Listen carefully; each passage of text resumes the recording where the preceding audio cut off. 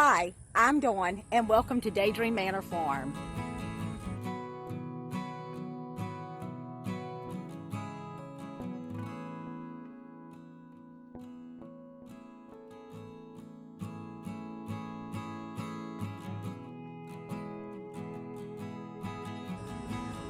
Okay, here's the dilemma.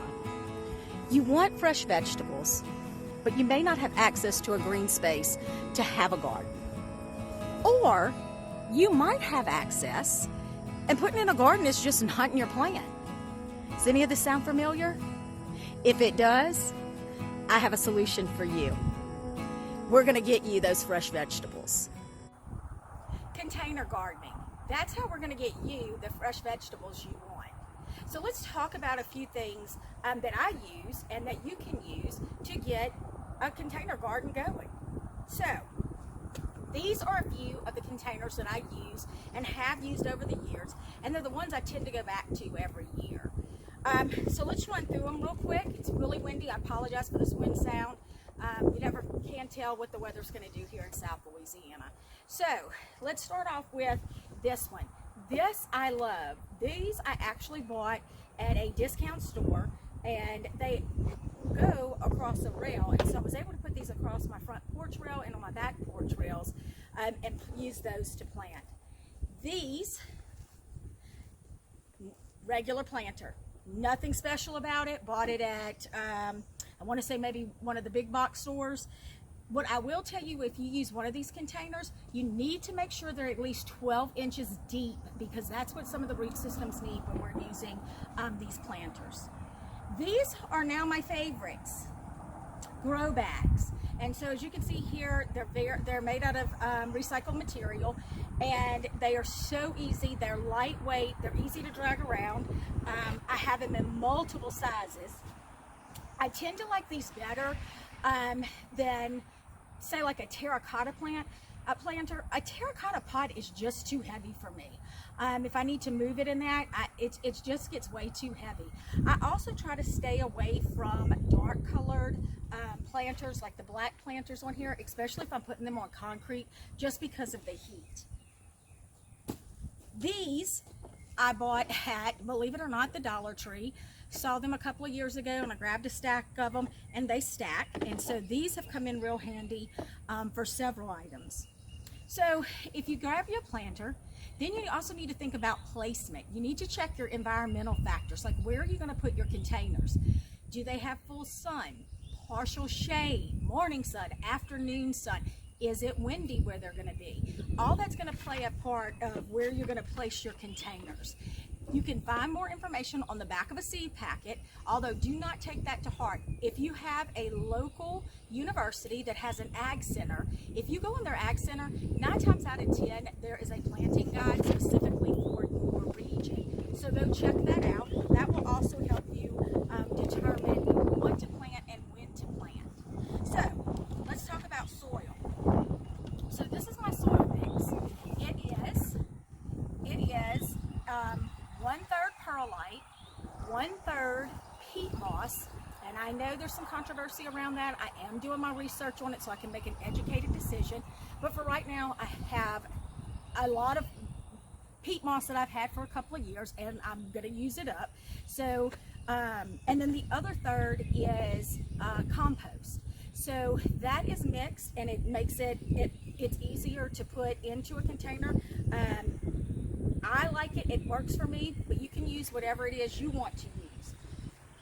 The other thing you need to think about before we get to the plants is items that you can use to trellis things.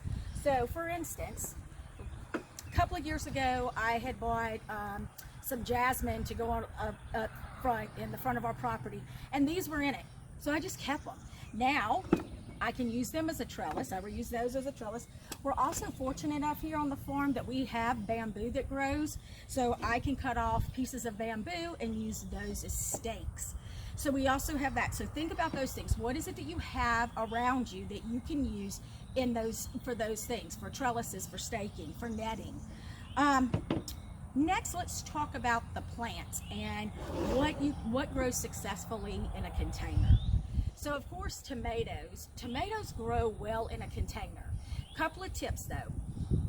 One plant per container. So if I'm talking about a container like this or like my grow bag, I'm gonna put one plant.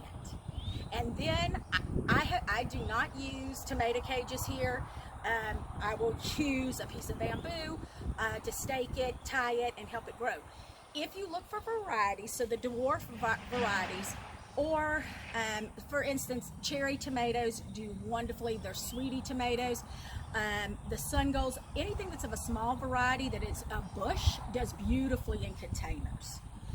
I've had the question about squash. Here's what happens with squash. So squash tends to trail.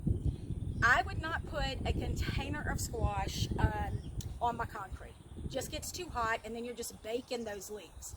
Now, however, if you put it to a green area, know that that vine is going to attach into the grass and it's going to grow. So you're going to have to pull that up. So be prepared.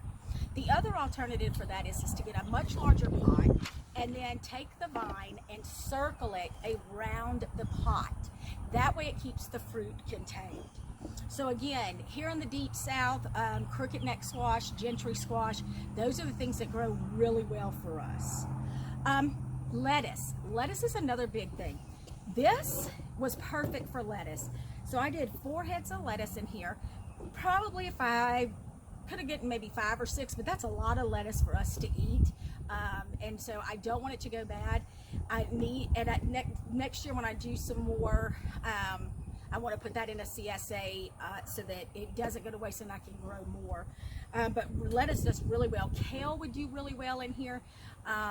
I'd like to try radishes. That might be an interesting grow. Eggplant. Eggplant, especially, again, your smaller varieties like fairy tale, gonna do great. You'll need some type of stake to stake it down. So make sure you have that. Peas. Peas, there are certain varieties that are just made for containers. So like Tom Thumb does amazing in planters. They will need a trellis, so get you a trellis. Carrots. Carrots do well. That was actually the first time I ever did anything in a container was carrots, and I did it pretty much by a fluke. I had some random carrot seeds. I have no idea where they came from. This was before we even had our garden. I had actually this pot. I had a plant that died in it. I was like, yeah, I'll just throw the carrot seeds in here. Well, guess what happened?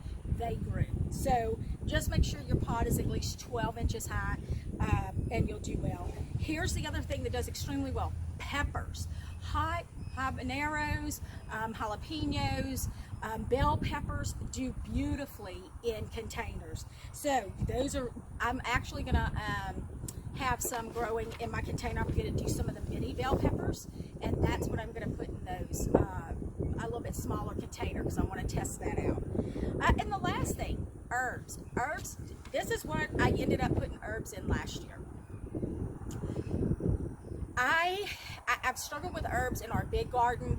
It just hasn't worked out well. I really need to build a raised garden, a raised bed, but lumber costs too much right now, and I'm just not feeling that. It's just not my plan.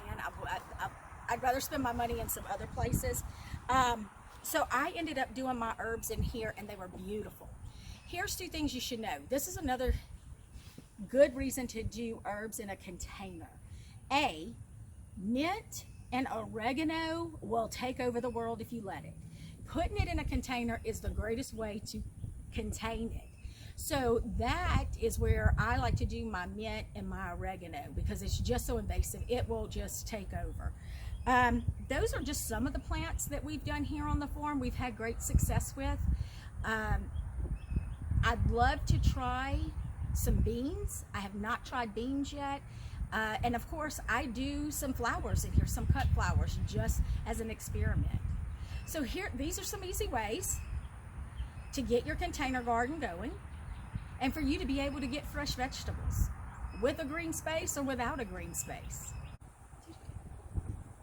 I hope you join us for our next video. Until then, I hope you make all your daydreams